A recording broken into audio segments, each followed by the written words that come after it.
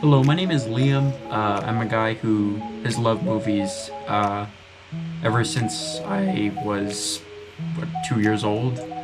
I grew up with Indiana Jones, Pirates of the Caribbean, Toy Story, uh, Shrek, whatever.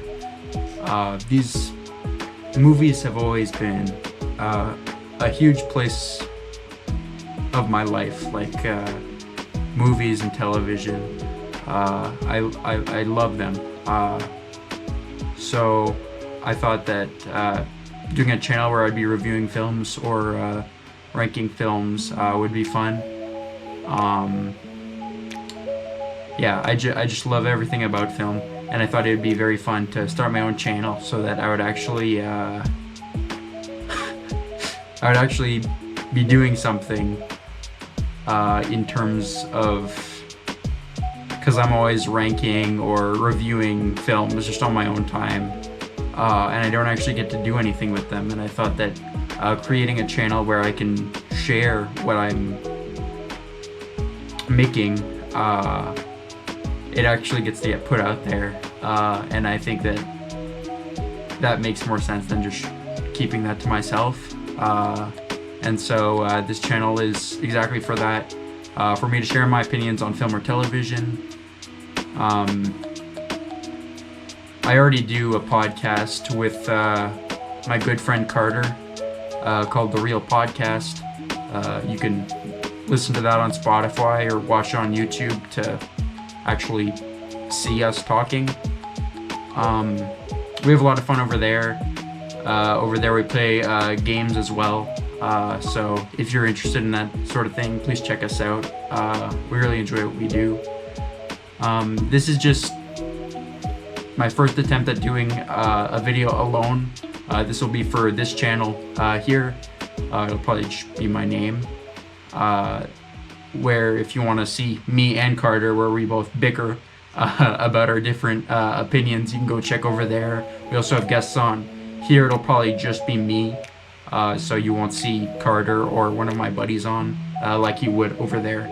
Also, these will be much shorter uploads, where I'll be reviewing or ranking films from genres or specific years or decades or whichever I want to put out there. I'll probably be focusing more on films that have come out within this past year, films that I will probably be reviewing on my podcast. But if you want to just hear my opinion and not other people, here's where you're going to get it. And it'll be shortened, and it's easier to access on here than it is on our podcast, because you'd really have to find it, even though that I think over there the content that we're making will be a lot more like fun, because we get to get angry at each other. I think here will be very useful, because you'll get to see my exact input on a film and things that I think that film really does well and that film really does poorly. So yeah, this is gonna be the first episode, and well, it's not really an episode, but this will be the first my first video, and that's my introduction to who I am and what this channel will be about. So without further ado, this will be my review of Dune Part 2. So when the buzz for this film started coming out, around that time, I had like nothing, like I knew nothing about this. I didn't see the first one. I didn't read the book. I didn't see the one from the 80s. I just knew after hearing what I was hearing that this is a film I needed to see in the theater. So after hearing the buzz, I told my two friends, Carter and Julian, who were on the podcast I was talking to you about before. Carter was my co-host. Julian was one of the guests that we had on. I just knew that we need to see, after hearing everything, was because people were saying this was the new Empire Strikes Back, right? And that is, of course, one of the most legendary sci-fi films ever. And I think after seeing this film,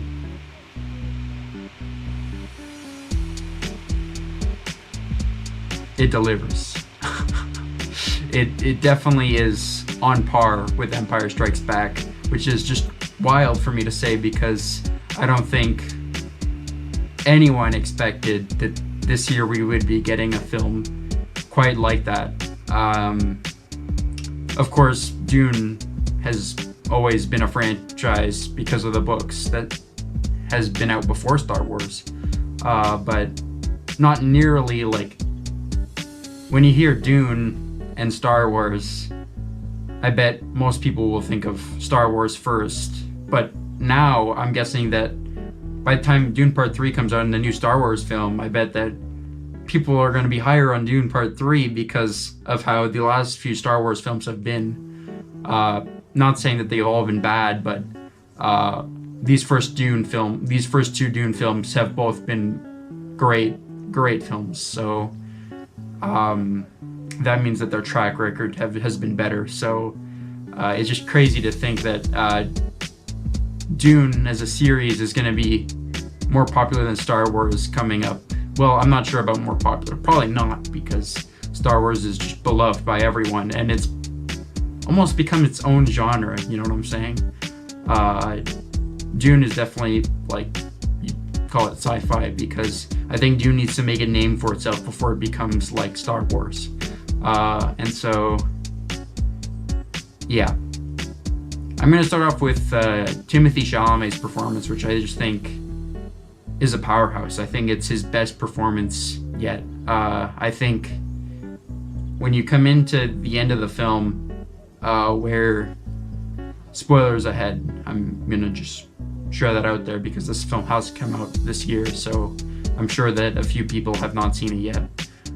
I think that Timothée Chalamet's performance is great when he drinks the blood of the sandworm and just becomes this leader, this god, some might say.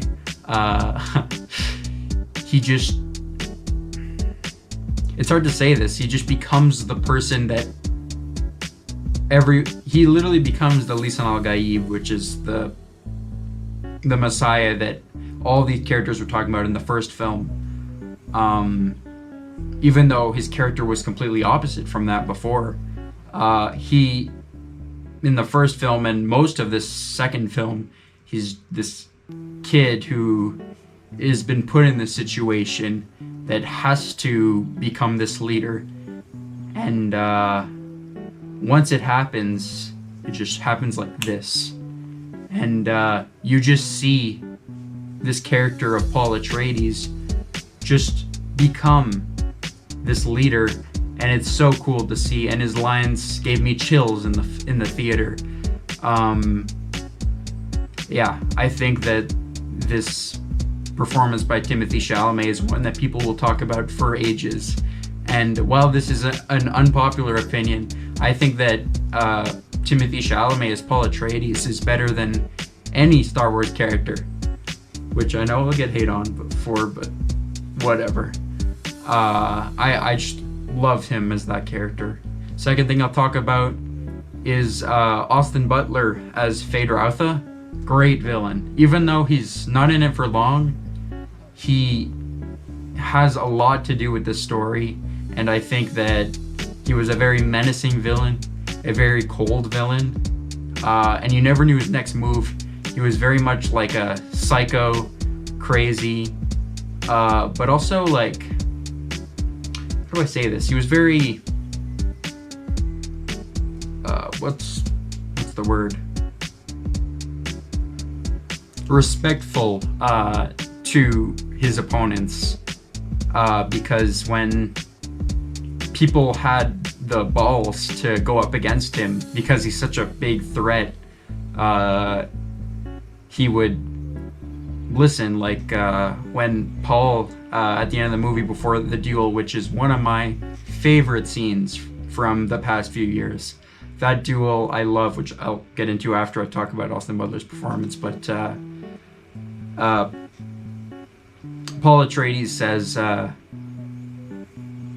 "May thy knife chip and shatter," and Austin Butler's character, he liked that. He thought that was a cool line, and he respected that Paul would actually be going, like, actually duel it out to rule, and not just get his men to kill him and everyone else. He respected that he was going to earn the leadership of everyone instead of just getting his men to do it for him. And so I thought that was really cool. And he repeated the line, "May thy knife chip and shatter," because he respected him.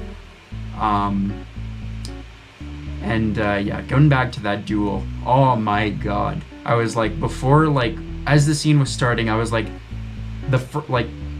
10 seconds before the fight started, I was like, let's just turn off the music and just hear these guys duke it out. And that's exactly what they did. Just phenomenal stuff. I think this is easily one of the best duels in film history. I'm sure there's others out there that rival it, but I can't think of any right now. It's just fantastic. These were the two characters, they were standouts, and they fought it out, and it was legendary.